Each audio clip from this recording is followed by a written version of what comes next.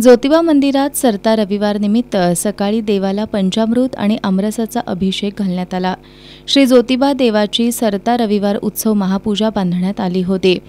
सुट्ट्यांमुळे दर्शनासाठी भाविकांनी ज्योतिबा मंदिर परिसरात गर्दी केली होती।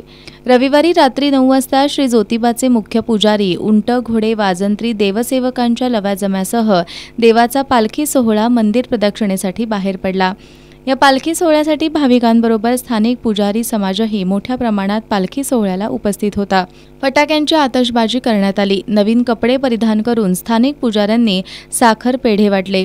पालखी सदरेवर विराजमान झाल्यानंतर डवरी गीतं सादर करण्यात आली। या पालखी सोहळ्यासाठी देवसेवक, गावकर, ग्रामस्थ मोठ्या संख्येने उपस्थित होते।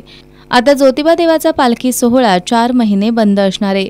4 महिन्यांनंतर पुढचा पालखी सोहळा दसऱ्याला निघणार असल्याचं पुजाऱ्यांनी सांगितलं।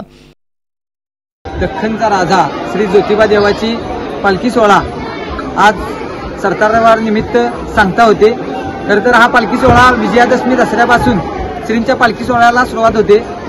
प्रत्येक रविवारी आणि पौर्णिमेला श्रींची पालखी सायंकाळी 8:30 वाजता निघत असते आणि आज सरता रविवार असल्याने आज पालखीची सांगता होणार आहे। या निमित्त प्रत्येक श्रीपूजकांच्या घरी पुरी आणि आमरसाचा नैवेद्य श्रींना दाखवला जातो आणि या पालखी सोहळ्याची सांगता होते आणि यानंतर विजयादशमी दसऱ्यालाच पालखीला सुरुवात होते।